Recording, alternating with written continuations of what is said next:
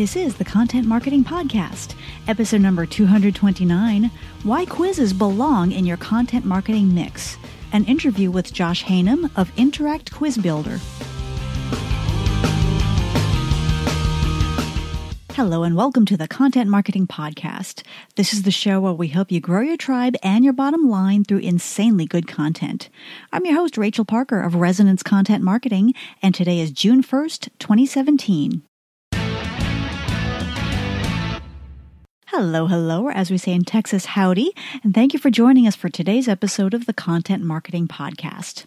Just a reminder, this podcast is available on iTunes, SoundCloud, and Google Play Music, so if you like what you hear, please feel free to click on over and subscribe. I also invite you to download our complimentary ebook, Ninja Secrets of B2B Blogging. Download today to learn the secrets that every B2B blogging ninja knows and see how 3 real-world B2B rock stars can inspire your own blogging efforts. To snag your free copy, go to contentmarketinggift.com. Last week, we looked at insights from the 2017 Social Media Marketing Industry Report just released by Social Media Examiner. If you happen to miss that episode, feel free to check it out on iTunes or via the RSS feed. Today we have a special guest here on the podcast, Josh Haynam of Interact Quiz Builder. We'll stop by to chat about why quizzes deserve a prominent place in your content marketing strategy. But first it's time to check in with our news feed for this week's rundown of news you can use. I have decided that if I never hear or see the word stories again, I will die a happy woman. Okay. Snapchat stories, Instagram stories, Facebook stories. Can we not come up with a different word for all this? All the stories are mashing together. But I digress. Speaking of stories, Instagram has announced 2 new ways to discover what's happening via the Explore feature on the mobile app. According to the post on the Instagram blog, you will see a new story ring at the top of the Explore screen. Now, that's the little bar with the circles that show the individual stories going on, and that will be filled with stories happening near you. These stories come from people who have used location stickers on their stories.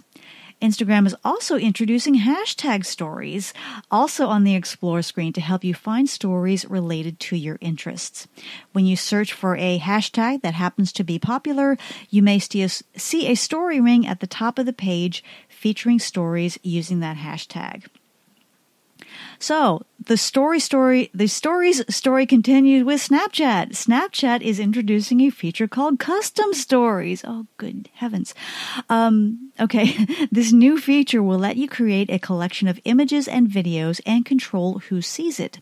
According to Engadget, the way this works is after taking a snap, you can select the Create Story option, and then you can pick who gets to view and contribute to the story, and you can also choose to geofence the story and make it specific to a particular location. So lots of stories this week. Okay, our content hit of the week has nothing to do with stories. Fancy that. Well, it does kind of, but not capital S stories, at least. It's called 16 of the Dumbest Content Marketing Mistakes We Are Making. This is by David Sparks on the Forbes website. Now, of course, it's important that we share best practices, what we should be doing, but it's equally important that we know about the common missteps and what those are when it comes to our content marketing. Now, I know that the listeners of this podcast represent the best and brightest of the industry and that you would never make any of these mistakes that David talks about. But in case you hear some of these comments from the higher up, things like no content without product, etc., David gives you some good ammunition for your counter argument. It is an excellent read, and I will, of course, provide a link to in the blog post for this episode at resonancecontent.com/podcast. That is it for this week's update, or this week's newsfeed, rather. If you stumble across something you think might be of interest to your fellow content marketers, please tweet it to me at @RachParker so that we can share. Now it's time for this week's Spotlight segment. Why quizzes belong in your content marketing mix. An interview with Josh Haynam of Interact Quiz Builder. in case you haven't gotten the memo, quizzes are hot right now on the content marketing scene. And today we have an expert joining us to talk about the lead generation gold that a good quiz has to offer just about any brand. Josh Haynam is the co-founder of Interact Quiz Builder, a tool used by more than 30,000 businesses. Those include the American Red Cross, Tony Robbins, and Forbes. He's probably seen more quizzes than any other human on earth right now, and we're going to chat with him about some of his favorites. So without further ado, here is my interview with Josh Haynam of Interact Quiz Builder. Hey, Josh, welcome to the podcast. Thanks for having me. Absolutely. Well, I just read your formal bio, but can you give us a little bit more of a personal introduction to yourself and your company? Yeah, definitely. So in terms of myself, I'm definitely a lifelong entrepreneur. Started in high school, mowing lawns and things like that on my own, and then just kind of kept with it through college, and then after college started this company, and it's been, a journey. There's lots of ups and downs within that, lots of stories to be told, lots of hard times, lots of great times, all sorts of things like that. And then my company currently is called Interact, and Interact is a SaaS application, so a platform for creating quizzes and giveaways and polls, all sorts of interactive content with the purpose of building up an email list, because we all know just how important that is to have people on your list. So that is what I'm currently doing. Wonderful. So Josh, how did you get into the quiz app business? Yeah, definitely. So we actually started as a small agency building websites for other folks. So myself and my co-founder who started the company together, we were in college. We were trying to look for some side income, and we both had an entrepreneurial spirit. So we were just looking for ways to get out, kind of see what was out there, see what we could do. So we took on some clients to build websites for, because this was back 4, 5, 6 years ago. So this was before it was super easy to use Wix or Squarespace to build your own site. So we would take on these clients who wanted sites built. They wanted entire multi-page websites with all sorts of forms and things like that. But it was really interesting because the one thing they all wanted was to get more email subscribers. So they would pay us a ton of money over months to build a website, but at the end of the day, all they wanted was the email subscribers. So one of the things that we would try to do on some of these sites was incorporate quizzes. It was an idea that kind of was floating around at the time. Nobody was really doing it. There was zero applications for doing it. And we would build these things just with pure code in a database, put it all together. It would take days. And then we would put it on a website. And it was the one thing that actually worked across all the industries we were serving. Because, as an agency, you just kind of work with whoever. So we were working with all sorts of random people, and the quizzes would always work well to generate email subscribers. So that was really, really interesting. And then it was actually through a graduate level class we were taking as undergrads that we kind of got the idea to take that quiz portion and turn it into a web app, because as students you don't really even know that's a thing you can do. But I think it was the dean of the business school at UCLA we were going to at the time, mentioned that we should try it. And that's actually how it came about, a combination of having a thing that we knew worked, and then just that little push to say, hey, why don't you try that and see what happens? And that's kind of where it was born out of. Wonderful. Great. Josh, I was just over on your website, and one of the things that I like is that you are very, very focused on those business objectives. It's not about how people love quizzes and they're so engaging and la, la, la. You're about, okay, this is about building your list, and this is about getting leads. So walk us through how quizzes can help us build those email lists. Yeah, definitely. And the reason that we've been that way since we started was that when we started, nobody cared about quizzes. There was zero interest in this idea of, oh, you should make one of those fun quizzes. Nobody knew what those fun quizzes were. This was pre-BuzzFeed type stuff.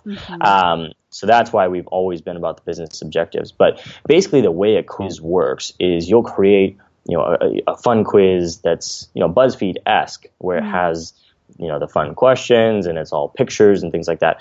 But after somebody answers all the questions, they're presented with an email capture form that's going to say, enter your email to see your results, and we'll send you personalized follow-ups based on your quiz outcome. And then you capture that email, and you actually can send personalized follow-ups based on which outcome they get from your quiz. And you can even filter by how they answer particular questions of your quiz. So if you want one of your questions of your quiz is like, what's your favorite food, and you're a bakery, you can send an email to people that like baguettes versus people who like dinner rolls, or what's your favorite bread, whatever. You can filter people out. So that's extremely powerful, because those transactional emails, those ones where somebody tells you something and then you send an email in response, get twice the opens, twice the click-throughs, twice the sales. So you're actually just doubling all your value, and you're also capturing their email in the first place, which is valuable in and of itself. So that's really the magic of why quizzes are so incredibly valuable to brands. Yep, absolutely. So on the consumer side, what is it about quizzes that people are just that makes them so irresistible? Yeah, no, it's a really interesting question, and one that comes up a lot. And basically, the answer is that people love to talk about themselves. And so there's a study from Time Inc., the parent company of Time magazine, that found that 40% of the words that we say in our life are about ourselves. And if you take that back and you think about marketing in general, let's take a wide angle view. Marketing in general, you have like videos, you have infographics, you have blog posts, you have even podcasts, things like that. Those are all broadcasts. We're sending out content. It's valuable for sure. Like, you can learn a ton from it, but none of those types of content let people express themselves, let them talk about themselves. So quizzes let you talk about yourself, which, that's 40% of our lives. And, another study was done by Harvard that also found that when we talk about ourselves, it releases like good feelings, basically. So, there's like scientific terms for this. It's like, there's different chemicals that get released in your brain when you talk about yourself, but you actually feel happy, like you feel better. And so quizzes actually, in some sense, are addictive. And, you talk to a lot of people, they'll tell you they're addicted to quizzes, because they let you talk about yourself. It's scripted, like it's not actually a conversation, but it's really the only type of marketing content that lets people answer questions that are, particular to themselves, which we absolutely love doing as humans. Yep, absolutely. Josh, that reminds me. I think it's a chapter on how to win friends and influence people that says if you want to be a great conversationalist, ask people about themselves, and that's kind of what we're doing here, exactly. Right? Exactly. Yeah, and that's one of my favorite books too. So it's right in there. Great. We all know quizzes are fun, and you just talked about why people love them. But I could see, and I'd love to hear your take on this. I could see maybe some more serious-minded businesses, like say healthcare or maybe enterprise technology, saying things like, "Oh, that's frivolous. That's like, which golden girl are you?" And we're a serious brand. People aren't going to take us seriously if we put stuff like that out. How would you counsel those brands in terms of how they can, with their more elevated brands, how they can leverage the power of quizzes? Yeah, definitely. And, I have had to coach some of the world's largest, technology and software companies through this, because they always come in wanting to be on brand, wanting to be very serious. Yeah. And that doesn't work. It fails miserably. We've seen people spend, relatively massive budgets promoting quizzes that are very straightforward, like, does your business need a CRM? And it's like, who Guess what? We sell a cares? Like, CRM, right? yeah, it's like, oh, surprise, like we're a CRM company. And it's like you're getting just abysmal conversion rates with those. Yeah. So what you have to do is avoid two major pitfalls. And the two major pitfalls are this. Number one is being too serious. Mm-hmm. So what kind of, does your business need a CRM if you're selling CRMs? That's way too serious and no one cares. Right. The number two pitfall is being too frivolous. So if you're a CRM company and you make a quiz like, what color are you? That's obviously way too far away from what you're actually doing to, make a difference. Mm-hmm. Now, on the other hand, if you are a CRM company and you make a quiz like, what's your IT personality, and you find a way to cleverly tie that back to, let's say, different trainings that you have to offer based on your IT personality, whether you're like the creative type or the managerial type or the just get it done type, and then you have nice email courses set up for those three types that help people improve their usage of the CRM or help them improve their organization, things like that. Now what you've done is you've actually mixed the fun aspect of just, really entertaining quizzes, which are like the which blank are you, what type of this are you, what type of that are you, with the practicality of a quiz that actually ties back into your business nicely. So what's your IT personality?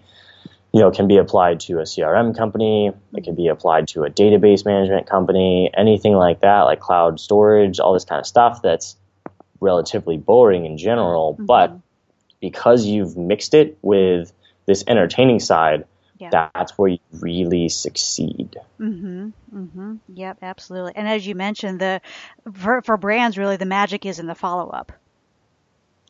Yeah, exactly. The follow-up and, getting people into a bucket, if you will, that you can address their needs based on how they answer the questions of the quiz. Yep, absolutely. So Josh, when you're out there talking to brands, what are some of the resistance points that you find? Why aren't more brands embracing the lead generation opportunities in quizzes? What's holding them back? Yeah, so we've actually seen an interesting story arc on this because our company's been around for 3+ years now. So I've seen this change. 3 years ago, it was just a complete lack of awareness and not even realizing that this is something you could do. Then it kind of switched to an apprehensiveness about whether this is going to work. But that's been answered over the last year or so by a lot of success stories across a lot of industries. So now the main sticking point is the content itself, where brands are no longer worried about, is this going to work? They recognize that this is something they probably should be doing, but coming up with a quiz is something they've never done before. So it's a challenge. It's not like writing a blog post where obviously you've done that tons of times as a brand. It's not like, putting out a white paper or an ebook, like you've done those things before. This is something nobody's ever done. So what we're doing to try to bridge that gap until there's more, until that issue gets resolved by just more people doing quizzes, we have created a bunch of pre-optimized templates you can use that, are across pretty much every industry. You can select your industry and see high converting quizzes for your particular industry and just use one of those and then modify the elements you want to modify, questions, results, things like that. So that is easily the biggest sticking point at this point in time. Yeah, and I'm on your website right now. You have a lot of great resources, tutorials about creating a BuzzFeed quiz or personality quiz to help people ease people into the process. Yeah, definitely. So we've always been about education, helping people along, understanding what's the best practices, how do you write questions, how do you write results, what's the best type of quiz to do. Now we're taking it a step further with these pre-made templates you can use and So we're just really trying to ease people into it, and we recognize that this is a new strategy, even though we've been doing it for a long time, and we feel like we have a really good grip on it. Obviously, people coming to us are coming for the first time, so we want to make sure that initial experience is very, very easy to understand and easy to kind of grasp what's going on and get everything set up. Yep, absolutely. And another thing I notice on your site, Josh, you have a ton of examples that you've done for other clients in the past. Yeah. So again, I mean, that's kind of along the same vein where it's like, we want to make sure that people, get a good sense of how this is going to work for them, because, it's great to see quizzes that have done well, but unless it's relative to what you're doing, unless it's really closely related, it really doesn't matter. It's like, well, who cares if, a coffee quiz did well? I sell, marketing courses, like, has nothing to do with me. So we want to make sure that people can recognize something that is similar to what they'd like to do and get an idea of how that actually looks in real life so they can do something similar. Great. Yeah, absolutely. So Josh, once people get over the hump and they start getting into the quiz function, what kind of cadence do you recommend? Do you recommend people create like 2 or 3 core quizzes and then just promote them continuously, or is it better to come up with a new quiz maybe once a month or once a quarter? What kind of cadence have you seen succeed with clients? So I think there's really 2 distinct ways to use quizzes. One way is if you're a person that sells a product that's similar over time. So let's say you have a marketing course, for example, and you're selling, the same marketing course or a similar marketing course over a long period of time, like several years. You're selling a very similar course. You've really got it nailed down. It's working really well, things like that. If you're that type of person, then you'll actually only create 1 quiz. And your quiz is going to be very core to your product. So, if you're selling a marketing course, maybe your quiz is what type of digital marketer are you? Right. You're going to link that quiz on your website. You're going to share it out onto social media. You're going to create Facebook ads for it that are consistently flowing into it. And you're going to use it as an acquisition tool for your marketing course. And you're actually going to use the same exact quiz for potentially years. We have customers that have literally been using the same quiz for 3 years now. So you can use the same exact one. It ties perfectly into what you're doing, and you don't need to modify it. You don't need to work on creating all sorts of different quizzes. So that's one example. On the other hand, if you don't have a product like that that's consistent, let's say you're a content site and your main product is actually your content itself, or you're a news blog, things like that, and your main product is the news, and you're selling advertising around that, things like that. So you're constantly pushing out new content. Then your cadence changes, and you're going to work quizzes into your content calendar. So whether that's a monthly quiz, a biweekly quiz, weekly, we've even seen daily, although that's pretty extreme. We do have brands that are doing them every single day. But those are also brands that are pushing out 4 to 6 new pieces of content every single day as well. So it really fits into your cadence if you are pushing out a ton of content and your content is also your product, then you would do them more consistently. But if your product is something else that's consistent and you have one main product that you sell, then you really only need 1 quiz. Yep, exactly. And Josh, I'm looking at your examples page. You have worked with those content companies before. I see you've got the Telegraph, Adweek, Forbes that you've worked with them on, and they do a more consistent flow of quizzes. Yeah, exactly. So somebody like that is going to do a lot more quizzes because their product is the content. Right. Absolutely. So Josh, in your official bio, I told people that you probably seen more quizzes than any human being on the planet. What are some of the most creative uses of the quiz you've ever seen? What's in your top 10 of memorable quizzes? Yeah, definitely. I think probably my favorite one, just because it's hilarious, is Red Lobster.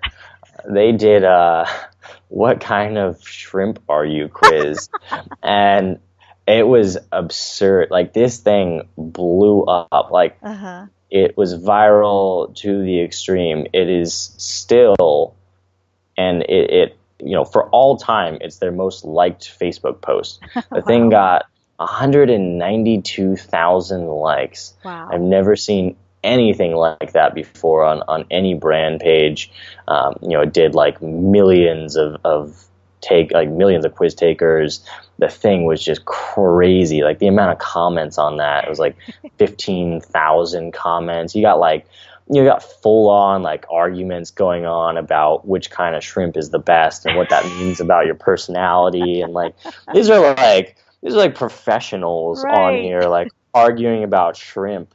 And it is just the greatest thing. Like, it just cracks me up. So that's probably my favorite, like, goofy one. On the serious side, we work with several divisions of the United Nations, and the refugee agency did one that was really just like, I don't know, heart-wrenching to the max, in that it was, would you survive as a refugee? Oh, wow. And it had all these questions, and they were like real-world scenarios, and it's like, if somebody offered you a ride across the Mediterranean for, half off, like, would you take it? And then based on how you answered these questions, it basically told you your chance of survival. And then it had a chance to, subscribe and support the UNHCR's efforts. And that was also their most engaged with post of last year.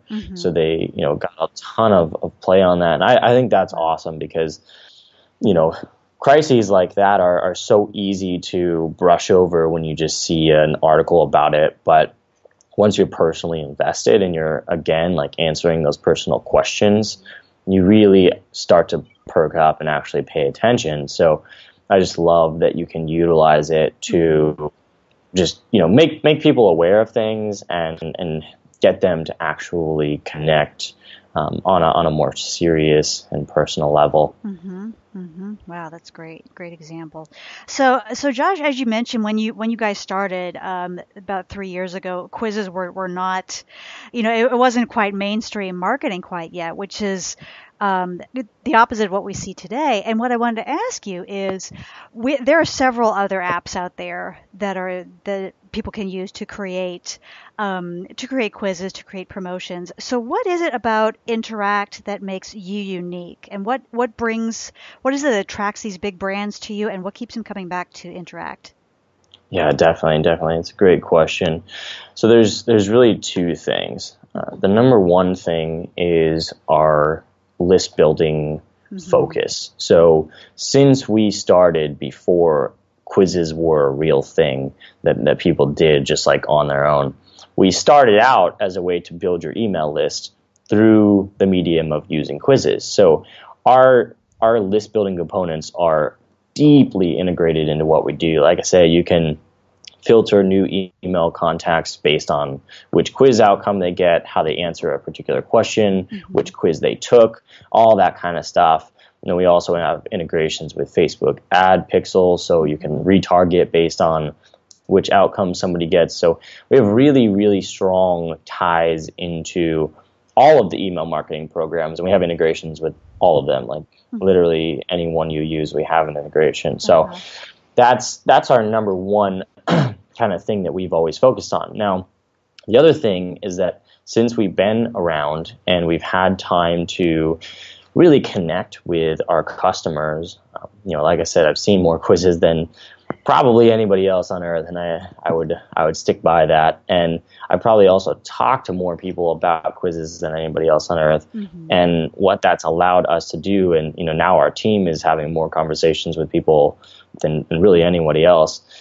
What that's allowed us to do is to understand what it is that is holding people back, like we were talking about, building quizzes. What is it that's difficult? What is it that's challenging? And our app now is really it's got like a self-guided tour that is also helping you to build the quiz, but in a non-intrusive way.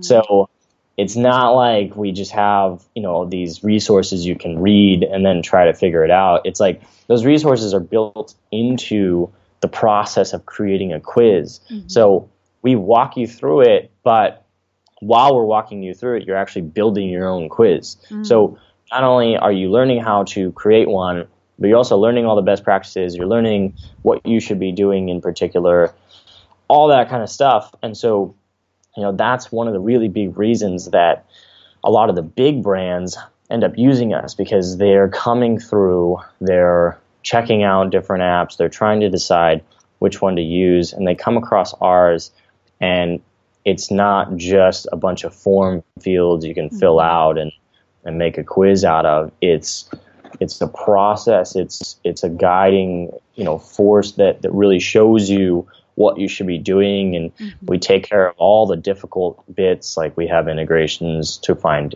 images that you can just search within our app. We tell you exactly like how to write the questions, where everything is, how to change the styles. And so when I talk with content teams at really large companies, like literally the largest companies in the world, they're just so happy that they don't have to learn another tool. We've set everything up to where you don't need to learn another tool. And I would say that that's also a huge difference, because a lot of the quiz apps that have come online, it's been in the last year, maybe year and a half, and they're copying what's already out there, which can get you by, but it doesn't have the essence of what really makes an app useful, which is that it shouldn't take you too much time to use, because when you look at our pricing is not too expensive. It's like $29 a month, up to a couple hundred if you're going full featured. When you're looking at that price and you're comparing that to the time that you're going to have to spend, if you have to spend an extra hour every single time you make a quiz, or if you're making one and it takes you an extra 3 hours because you're using a cheaper, newer app or whatever, then that time is obviously way more expensive than the cost of the subscription itself. So that's where we've really won over a lot of the big brands, is just they can understand it, which is incredibly important. And then if if they're not one of these brands that creates quizzes every day, they don't have to relearn every time they go to make a new quiz, which I run into. It's like, I knew how to do this 2 months ago, but here I am again and starting all over. Exactly. Yeah. So that's where, our onboarding process not only walks you through making a quiz, but it teaches you as you're going. Yep. Great. Well, Josh, if people would like to know more about Interact, tell us where to find you on the web. Yeah, so Interact is at tryinteract.com. So just the word try, T-R-Y, interact.com. We actually have, trials on all our accounts. You can jump in, check those out, get something built. Like I said, try out that, process where it helps you build a quiz, but also teaches you at the same time. So that's what I would say. Yep. Okay. And I understand you have a special offer just for listeners of the Content Marketing Podcast. So tell us about that. Yeah, we do. So we have plans, like I said, that range from $29 up to $199 a month. And usually you can get by on the $29. It's got most of our features and all the important bits. And for listeners today, we do have a code you can use at our checkout page. If you put it in, the code is content. So just the word content. And that actually gets you 25% off for as long as you're subscribed. Wow. Which is significant discount. Absolutely. And I will tell you right now, Josh, I will be the first one to take you up on that. So I'm really excited. That's awesome. That's great. That's awesome. Well, Josh, thank you so much for coming on board and telling us a little bit about quizzes, and would love to have you back sometime soon. Awesome. Thank you so much. Thanks, Josh. Take care.